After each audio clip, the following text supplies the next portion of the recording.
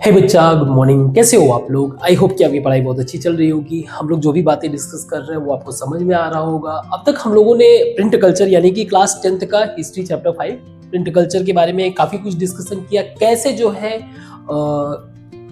Print culture ने लोगों को एजुकेट करने के लिए प्रमोट किया और दैट एजुकेशन लोगों के अंदर एक क्रिटिकल माइंड डेवलप करने में हेल्प किया। That critical mind start to raise question against the authority के अगेंस्ट क्वेश्चंस वगैरह रेज करते थे और ये सारी चीजें चल रहा था। हम लोगों ने गटनबर्ग वगैरह बातें डिस्कस कर लिया है सारी बातें। अब इसके आगे चलते हैं।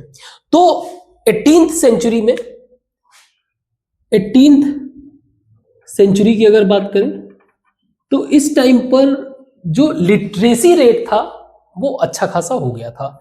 मींस लिटरेसी रेट जो है इंक्रीज हो गया था।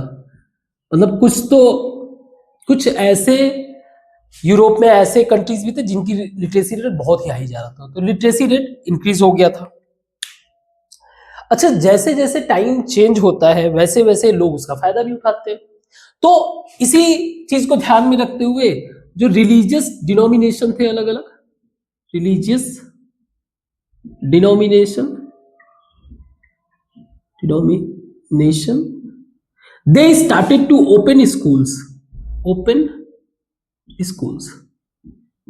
अब ये क्यों करेंगे वो तो एक जनरल आपको अंडरस्टैंडिंग पता ही है। हर कोई अपने साइड में ही रखना चाहता है, तो ये अपने स्कूल्स वगैरह ओपन करना शुरू कर दिए। तो इससे हुआ क्या? Literacy rate further increase. Literacy rate further increase means somehow जो भी उस सोसाइटी में एक्टिविटी हो रहा था तो वो कहीं ना कहीं लिटरेसी रेट को इंक्रीज ही कर रहा था। अच्छा, लिटरेसी रेट इंक्रीज हो जाने के कारण इसका रिजल्ट क्या हुआ? मोर number of people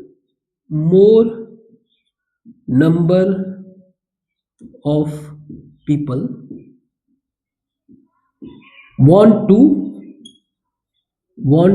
to read। कई सारे लोग जो है अब पढ़ना चाहते हैं। सो इसी चीज को बोला गया रीडिंग मैनी मतलब पागलपन। That we call it reading mania. तो एक तरह से सोसाइटी के अंदर रीडिंग मैनिया आ गया। मतलब इस सिचुएशन में ऐसा हो गया था, they not only read for knowledge, ये नॉलेज के लिए भी पढ़ते थे और एंटरटेनमेंट के लिए भी। और इसी चीज का फायदा उठाने के लिए जो पब्लिशर्स थे, दे स्टार्टेड टू मींस इसको कैटर करना चाहते थे, इस चीज का फायदा उठाना चाहते थे। तो पब्लिशर्स ने क्या किया?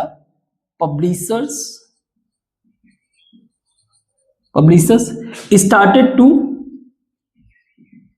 started to print जो ओल्ड लिटरेचर्स होते थे, इनके ओल्ड लिटरेचर्स और कह लो आप जो विलेज फोक्स होते थे, विलेज फोक टेल्स, इनको अपने स्टाइल में tales started to publish in their own style. और कैसा स्टाइल था? ज्यादातर वो बुक्स जो है, वो जो बुक्स होती थी, एक तो पॉकेट बुक्स होती थी, मींस छोटे पॉकेट बुक्स होता था जिसको आप इंग्लैंड में बोलते थे चैप बुक। और इसको जो है बेचने के लिए इवन जो पब्लिशर्स थे, दे अपॉइंटेड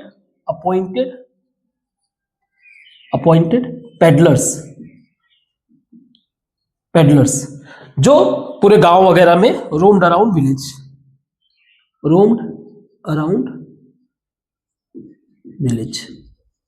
अच्छा, ये पॉकेट बुक का खास बात क्या रहेगा? इसकी क्वालिटी जो है चीप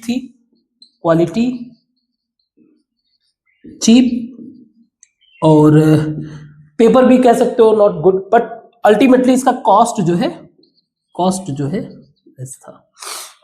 तो रिलीजियस डिनोमिनेशन ने जब फर्दर, अच्छा ये भी एक चीज डिस्कस कर लेते हैं। कभी कभी क्या होता है, हम लोग जो भी टॉपिक डिस्कस करते हैं अगर उसका विजुअलाइजेशन नहीं हो पाता है तो हम उसको समझ नहीं पाते। तो इसका मतलब क्या है, ये थोड़ा सा आपके बुक से हटके है, इसको समझ लेते हैं। रिलीजियस डिनोमिनेशन, तो हम लोग एक चीज से तो फेमिलियर है, व्हाट इज रिलीजन, रिलीजन से तो फेमिलियर है।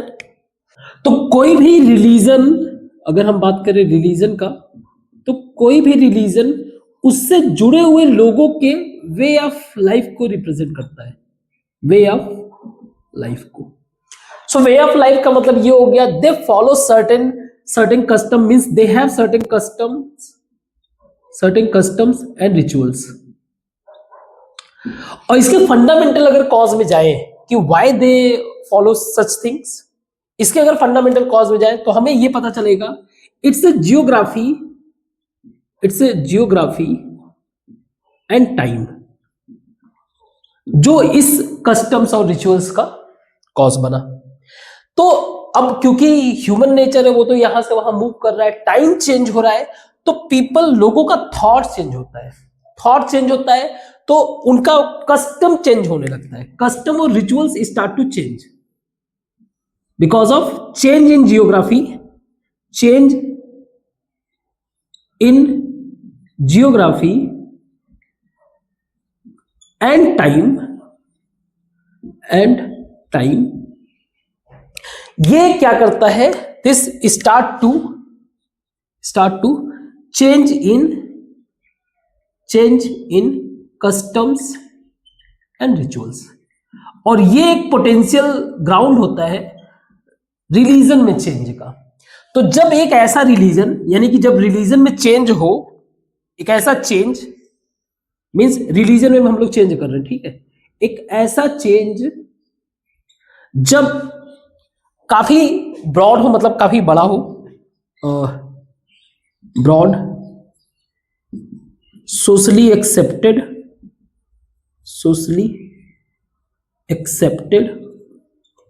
और प्रॉपरली ऑर्गेनाइज्ड,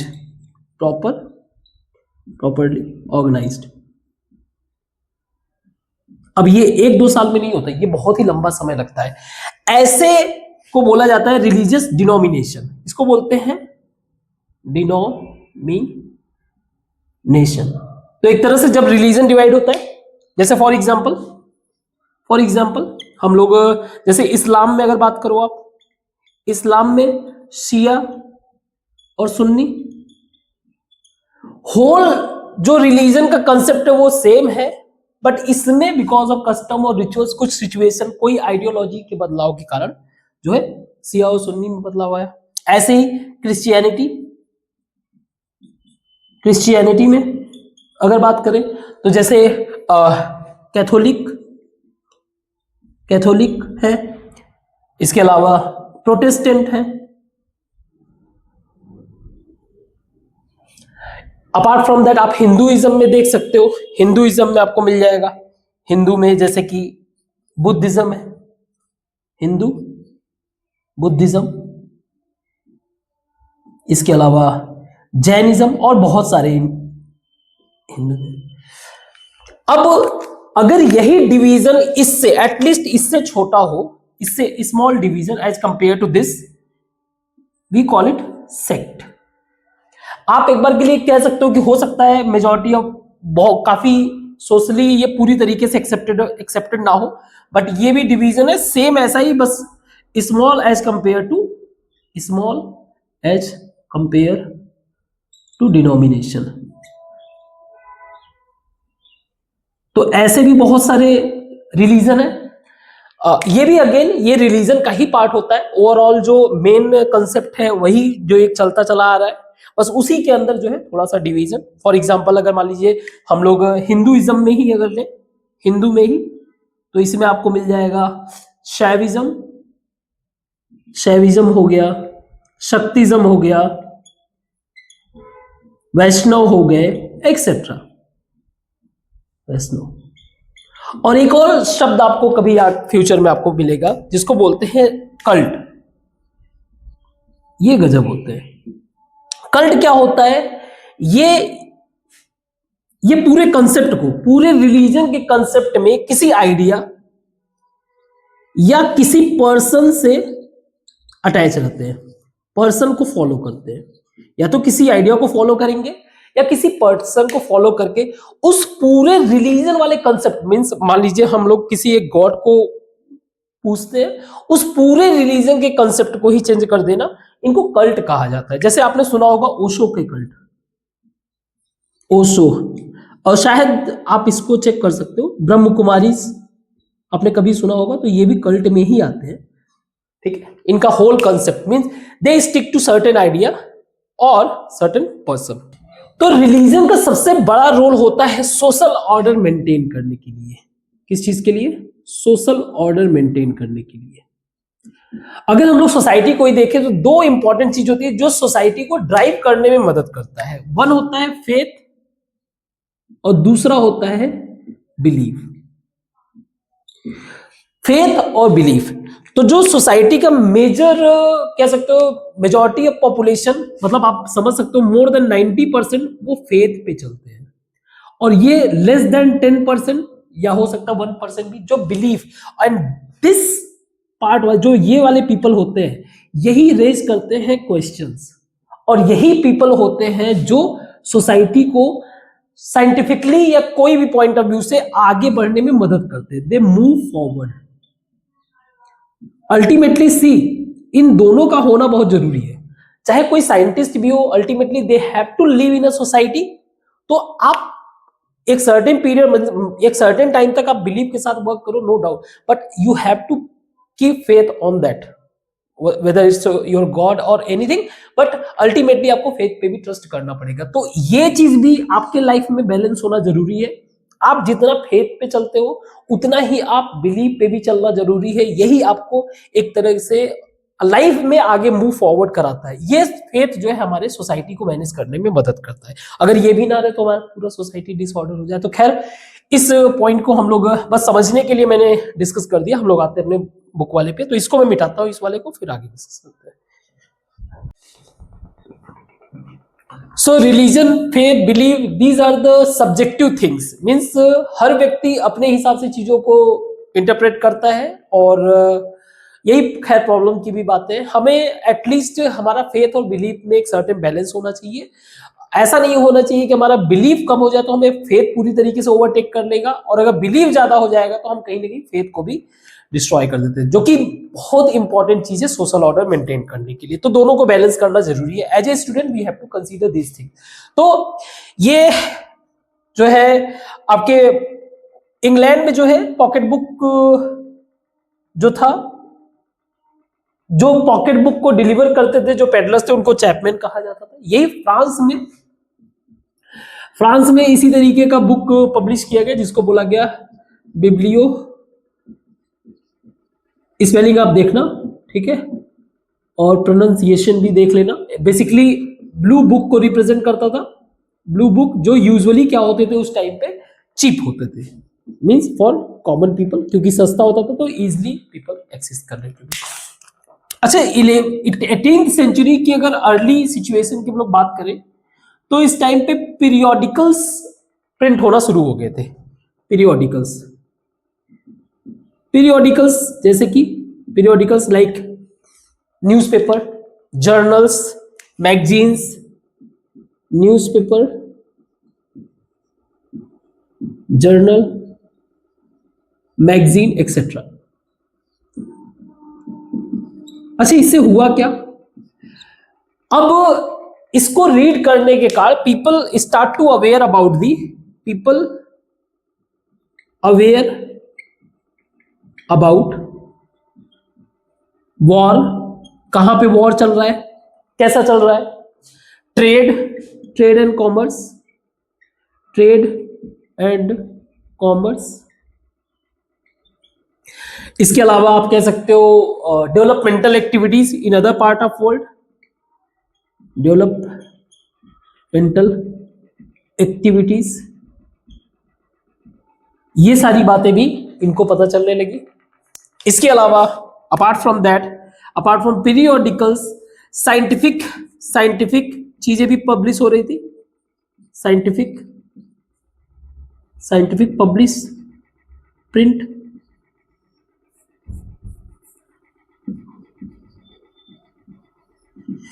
अब साइंटिफिक प्रिंट से क्या हुआ? साइंटिफिक प्रिंट से जब तक पहले क्या था, साइंस एक तरीके से लिमिटेड पीपल तक ही था, डिस्कशन फॉर लिमिटेड पीपल।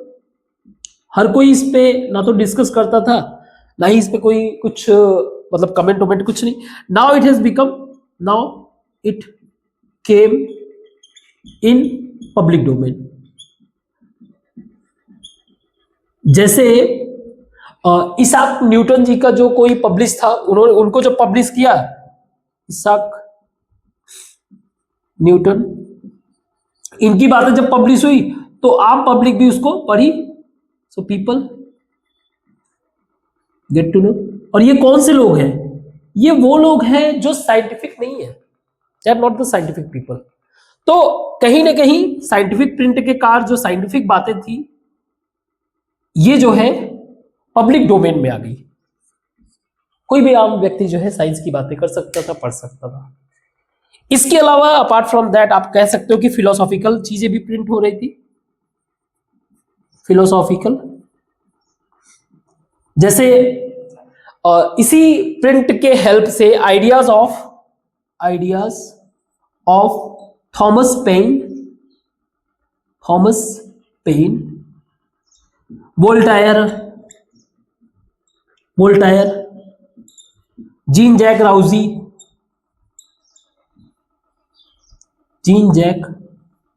राउजी। वैसे आपने अगर वो पढ़ा होगा क्लास 9th का पहला हिस्ट्री का चैप्टर, तो आप इनके सिग्निफिकेंस को समझोगे। इन लोगों ने they discuss about the what kind of government may be, मतलब गवर्नमेंट कैसा होना चाहिए, कैसा हो सकता है। पब्लिक यानी कि they talk about the democracy किस तरीके का आइडिया स्प्रेड कर रहे हैं डेमोक्रेसी के बारे में, आइडिया अबाउट द फ्रीडम, ये इन सब चीजों के आइडियाज को। तो कहीं ना कहीं जो फिलोसॉफिकल आइडियाज था ये भी स्प्रेड होने लगा। तो इसका रिजल्ट क्या हुआ? रिजल्ट वी कैन सी कि कैसे लोगों के अंदर सुपरस्टिशन वो कम होने लगा, डिक्रीज होने लगा। People become more rational, people became more rational and logical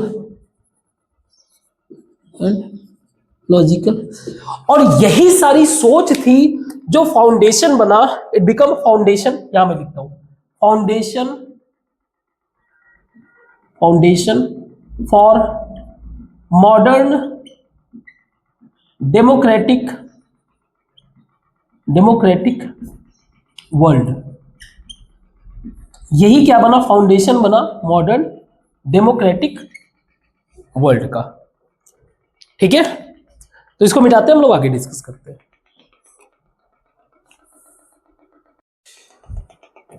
तो 18th सेंचुरी के मिड तक, 18th century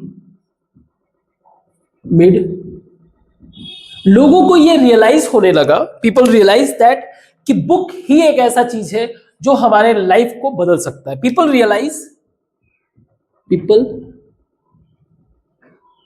realised the effect of book, क्योंकि जो भी हमारे लाइफ में इग्नोरेंस है, इट कैन रिमूव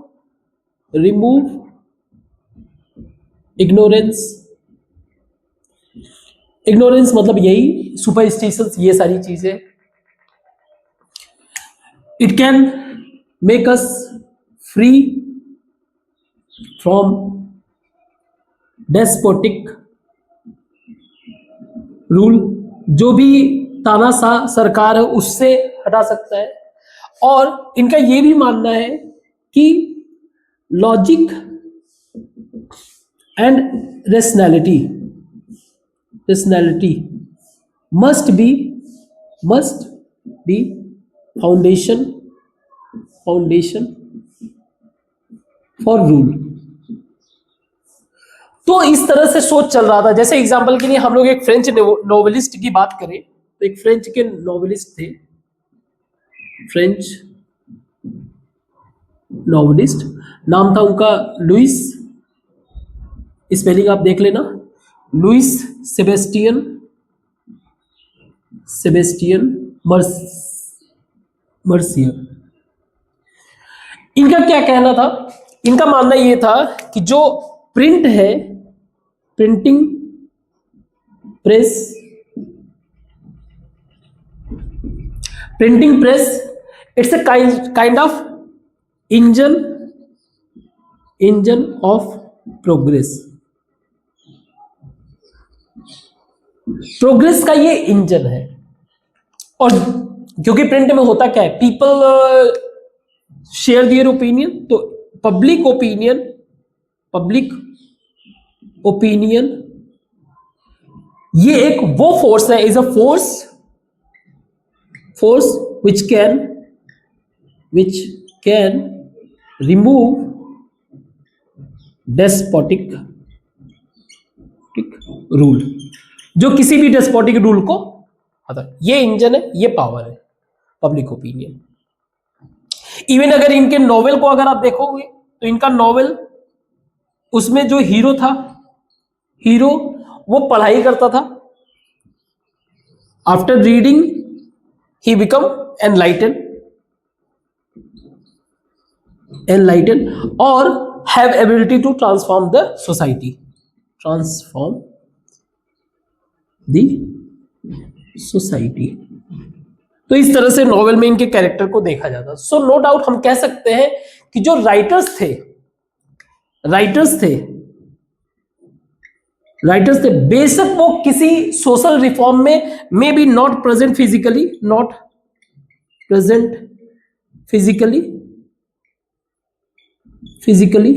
बेशक ना प्रेजेंट हो, लेकिन उनकी जो प्रिंट वर्ड्स थी, their printed words had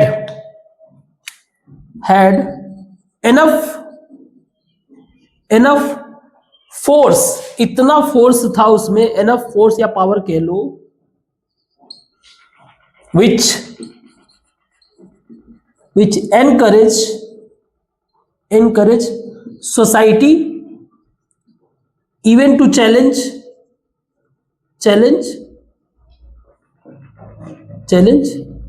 rule या रूलर या गवर्नमेंट कह देते हैं, गवर्नमेंट। सो इनके बातों में इतना सफिशिएंट पावर था कि वो सोसाइटी को भी चैलेंज, सोसाइटी मतलब गवर्नमेंट को भी चैलेंज करने की कैपेसिटी रखता था। ठीक है, तो ऐसे ही एक चैलेंज को हम लोग समझते हैं। किस तरह से फ्रेंच रिवॉल्यूशन आपने पढ़ा हुआ है, बस फ्रेंच रिवॉल्यूशन के बारे में थोड़ा सा डिस्कस करेंगे, इसको मैं मिटा देता हूँ। तो प्रिंट जो है, कहीं ना कहीं हिस्टोरियन का भी बिलीव था कि जब फ्रेंच रिवॉल्यूशन हुआ था, फ्रेंच रिवॉल्यूशन, तो उसमें हिस्टोरियन का मानना है कि प्रिंट ने ही वो इन्वायरमेंट, वो रैशनल थिंकिंग का इन्वायरमेंट क्रिएट किया जहां पे रिवॉल्यूशन हो पाए। तो इसका जो कॉज बताते हैं वो प्रिंट ही बताते हैं।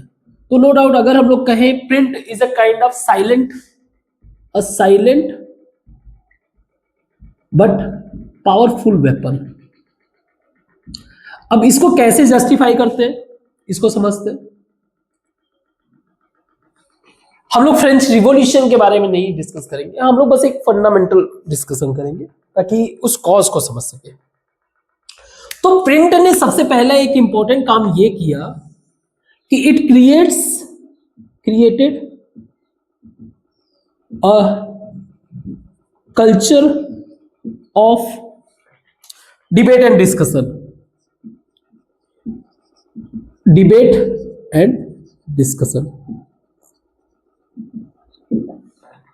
तो डिबेट एंड डिस्कशन होने लगा।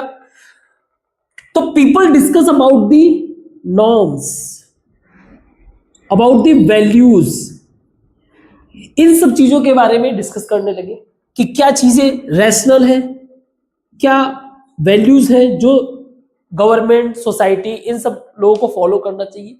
ये सारी बातें जो है डिस्कशन चल रहा था।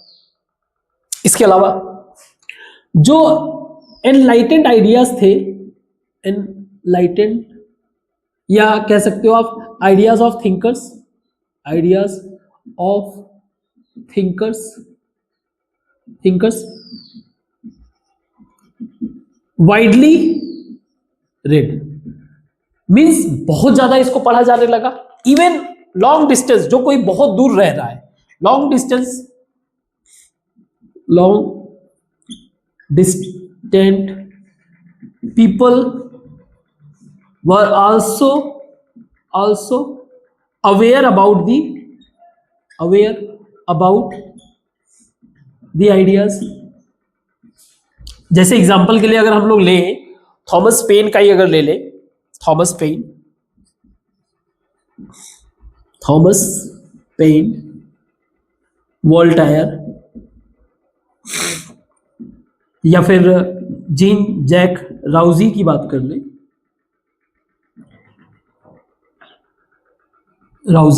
लें, सो दे टॉक अबाउट दी, जैसे ये इनका कहना ये था कि जो गवर्नमेंट होना चाहिए, people must form government. Voltaire कह रहे हैं कि लोगों के पास फ्रीडम होना चाहिए, फ्रीडम ऑफ स्पीच या जो भी आप समझ सकते हो, जो फ्रीडम चाहिए, इक्वालिटी, ये सारी चीजें। जीन जैक राउजी का भी यही कहना है कि जो हमने बेसिकली किंग को जो गॉड समझ रखा है, उन्हें ऐसा समझने की जरूरत नहीं है। सो समहाउ ओवरऑल इनका जो आइडिया था वो किस बात को इंडिकेट कर रहा था, डेमोक्रेसी वाले कंसेप्ट को, डेमोक्रेसी के कंसेप्ट को। क्योंकि कहीं ना कहीं ये जो लोग थे ये प्रॉब्लम में थे राजा के एक्टिविटी से। तो जैसे 70-80s का जब टाइम आया, 70-80s के टाइम में कार्टून्स वगैरह फॉर्म होने लगे, cartoons which mocked monarchy,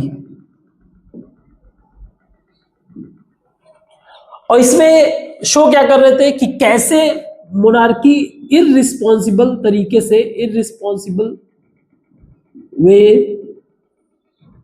they enjoying their life, कि कैसे ये अपनी लाइफ को एंजॉय कर रहे हैं।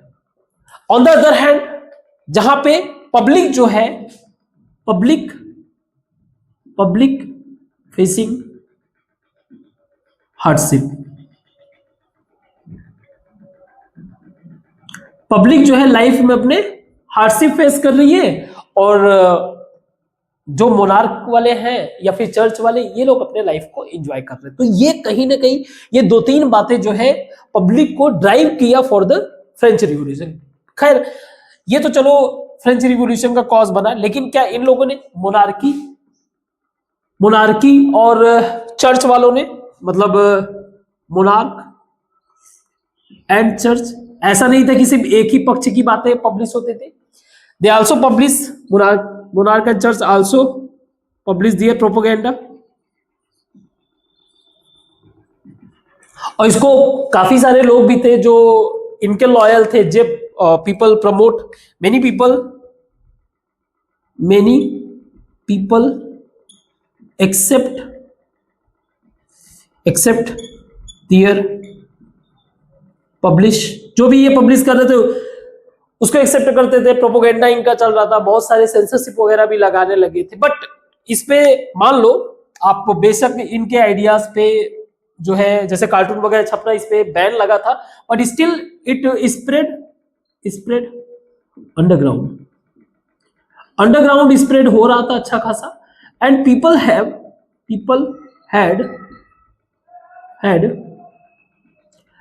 एंगर, कह लो एंगर अगेंस्ट रूलर, और जिसको हम लोग किस फॉर्म में देखते हैं, in the form of French revolution. बाकी फ्रेंच रिवॉल्यूशन में क्या हुआ था, कैसे हुआ था, all these things you can watch in class 9 French revolution, ताकि और भी ज्यादा बेहतर तरीके से इसको समझ लो। ये चैप्टर ही ऐसा है कि सारी चीजें इंटर रिलेटेड है। अगर आप क्लास 9 तक का पढ़ के देखोगे तो ज्यादा बेहतर लगेगा, ठीक है, ये और भी अच्छे से समझ जाएगा। तो खैर इसको मिटाते हैं और आगे डिस्कस करते हैं। तो हम लोगों ने अभी तक 18th सेंचुरी के बारे में देखा, अब 19th सेंचुरी में भी देख लेते हैं किस तरीके से बदलाव आया 19th सेंचुरी। तो 19th सेंचुरी में एक मेजर चीज ये हुआ कि कुछ न्यू रीडर्स भी आए, न्यू रीडर्स जो कि रेगुलर थे। इसमें सबसे पहला थे children, children become part of new readers. इसके अलावा वुमेन और तीसरे वर्कर्स। सी 19th सेंचुरी में एक मेजर चीज हुआ था कि यहां पे एजुकेशन को कंपलसरी कर दिया। यहां पे प्राइमरी एजुकेशन जो है वो कंपलसरी हो गया। अब इसके कंपलसरी के कारण, प्राइमरी एजुकेशन कंपलसरी होने के कारण जो स्कूल बुक्स थे, स्कूल बुक्स वो रेगुलर प्रिंट होने लगे। तो जो पब्लिशर्स थे, पब्लिशर्स इन लोगों ने एक नया प्रोडक्शन, न्यू यूनिट बिठा दिया जो फोकस कर रहे थे स्कूल बुक और साथ में कुछ स्टोरीज जो स्टूडेंट के लायक हो, इन सब चीजों को पब्लिश करना शुरू कर दिए। अब जैसे स्टोरीज की अगर बात करें तो जर्मनी में ग्रिम ब्रदर्स थे, ग्रिम ब्रदर्स। इन लोगों ने गांव में जाकर, they went into the villages, village में जाकर वहां की जो ट्रेडिशनल ओरल स्टोरीज थी, उसको प्रिंट किया, उसको पब्लिश किया, उसको दे पब्लिश्ड, बट एडिटेड फॉर्मेट में, एडिट करके ना। एडिट करने का रीजन ये था कि ये इंश्योर करते थे कि उसमें वल्गर ना हो, कुछ भी वल्गर्स ना हो, और सुटेबल फॉर चिल्ड्रन।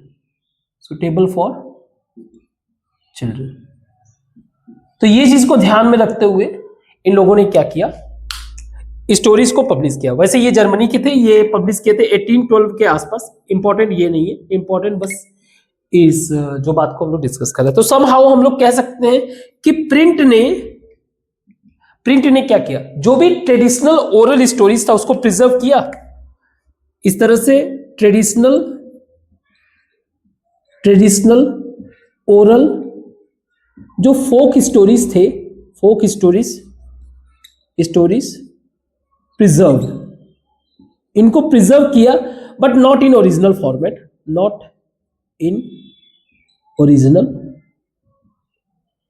फॉर्म, उसके ओरिजिनल फॉर्म में नहीं, बट कहने का मतलब प्रिजर्व तो हुआ। तो ये चिल्ड्रन के साइड में चल रहा था। What about women? वुमेन भी इस टाइम तक रीडर बन गई थी, है ना, रीड करने लगी थी। वुमेन में भी अवेयरनेस आ गया था। जैसे एग्जांपल के लिए जो पब्लिशर थे start to publish penny magazine मतलब सस्ता, ठीक है, पेनी मैगजीन ये पब्लिश करने लगे, जो कैटर कर रहा था वुमेन को। जैसे हाउस कीपिंग के बारे में लिखा है, हाउस कीपिंग कैसे, उसके बारे में कुछ बुक में लिखा हुआ है। इसके अलावा कुकिंग के बारे में दे रखा है ना, डोमेस्टिक लाइफ कैसे मैनेज करना है, ये सारी बातें इसके बारे में लिख रहे हैं। अपार्ट फ्रॉम दैट इस टाइम पर वुमेन नॉवेलिस्ट भी हुई, कई सारी वुमेन नॉवेलिस्ट जिनका स्टोरीज, ज्यादातर स्टोरीज क्या था, स्टोरीज तो एक तरह से डोमेस्टिक लाइफ पे ही था। स्टोरीज ज्यादातर रिलेटेड टू वुमेन पे ही था, जो वुमेन को ये शो कर रहे थे कि अभी तक क्या होता था, वुमेन को कंसीडर किया जाता था वीक, डोमेस्टिक, मतलब कि डिपेंडेंट, बट ये स्टोरीज के थ्रू ये शो कर रहे थे कि वुमेन कितनी स्ट्रांग होती है ना, कितना मीन्स किस तरीके से अपने लाइफ को स्ट्रगल करती है और कैसे अपने आप को स्ट्रांग डिटारमाइंड होती है, गुड डिसीजन मेकर होती हैं, डिसीजन मेकर। तो इस तरीके से इनके स्टोरीज जो है सिंबलाइज करता था ऐसे कई सारी बातें। सो सम हाउ वो ये रिप्रेजेंट करना चाहते थे कि women women not not mayor dependent, ये डिपेंडेंट नहीं होते, डिपेंडेंट नहीं होते, rather they have individual individual independent thought, independent thought. तो इनको इस तरह से नॉवेलिस्ट, वुमेन नॉवेलिस्ट ने रिप्रेजेंट किया। बट कहने का मतलब यही था कि वुमेन भी एक सेपरेट न्यू रीडर के फॉर्म में आप कह सकते हो 19th सेंचुरी में आई। अब बात करते हैं वर्कर्स की। वर्कर्स जब मिड 19th सेंचुरी के पॉइंट ऑफ व्यू से देखे, मिड 19th सेंचुरी में, मिड 19th सेंचुरी में एक सबसे मेजर बात यह हुआ कि इस टाइम तक जो वर्किंग आवर्स हुआ करता था, वर्किंग आवर्स डिक्रीज हो गया, वर्किंग आवर्स डिक्रीज हो गया, कम हो गया। So workers get more time on या फॉर रीडिंग के लिए इनको ज्यादा टाइम मिल गया था। अब ये कैसे हुआ? एक्चुअली इस टाइम तक जो है एक कंसेप्ट आ गया था, इंग्लैंड के ही कंटेक्स्ट में बात करें, लेंडिंग लाइब्रेरी का। लेंडिंग लाइब्रेरी मींस कोई भी व्यक्ति विदाउट परचेज किए आप क्या कर सकते हो, बुक ले सकते हो। परचेज, आप बुक रीड कर सकते हो। तो ये तो सुटेबल हुआ ना middle class workers, lower middle class, मतलब जो अफोर्ड नहीं कर सकते उनके लिए बेहतर हो गया। तो ज्यादा रीडिंग वगैरह का टाइम मिला तो they started to self educate, खुद को सेल्फ एजुकेट करने लगे। और सिर्फ इतना ही नहीं, they also start to write, लिखने भी लगे अबाउट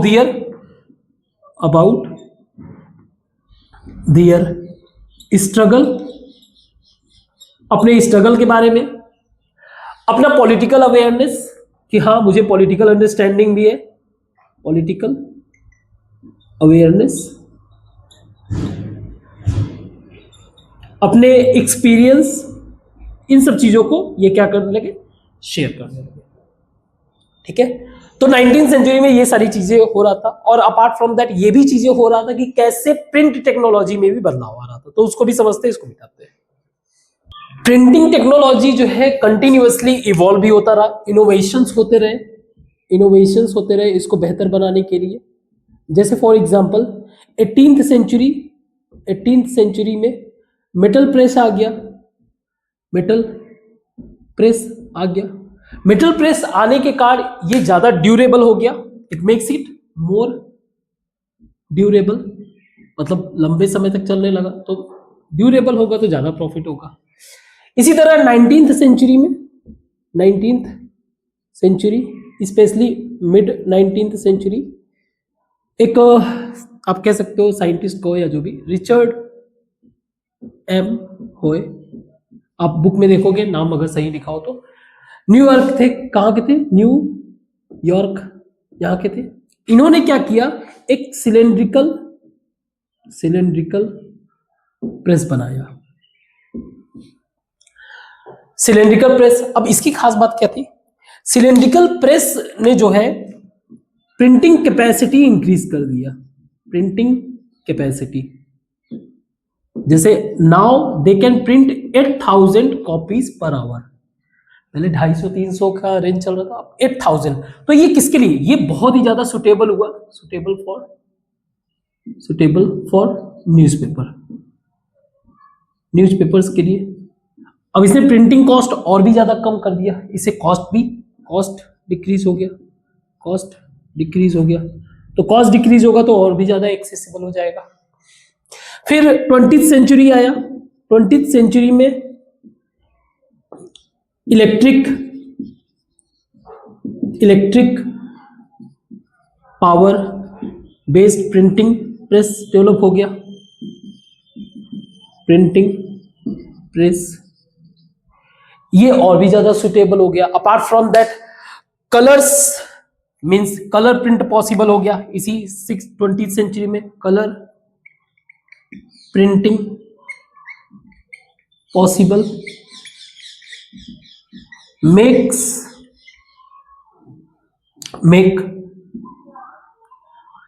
बुक्स एंड मैगजीन या जर्नल, जो भी बोलना चाहो, मोर अट्रैक्टिव, मोर अट्रैक्टिव।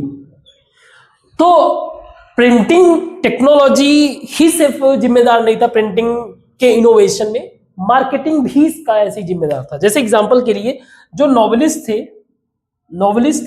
अब ये लोग सीरीज में बुक पब्लिश करना शुरू कर दिए, सीरीज में बुक पब्लिश करना, जिससे जो रीडर थे उनकी एक तो इंटरेस्ट मेंटेन रहता था और कंटिन्यूटी मेंटेन रहता था, यानी कि जो लोग खरीदे वो अगला सीरीज भी खरीदेंगे, तो सीरीज में ही बुक आने लगा। तो ये एक तरीके से मार्केटिंग टेक्निक्स था। मार्केटिंग एंड टेक्नोलॉजी दोनों ने ही क्या किया, प्रिंटिंग को ग्रो करने में मदद किया। प्रिंट ग्रो, तो प्रिंट जो है ग्रो हुआ with the help of technology as well as marketing, दोनों के हेल्प से ग्रो हुआ। लेकिन ऐसा नहीं था कि कंटिन्यूअस ग्रो ही होता रहा, एक ऐसा पीरियड भी आया जब प्रिंटर्स जो है पब्लिशर्स डर गए। जैसे कि एग्जांपल ग्रेट डिप्रेशन,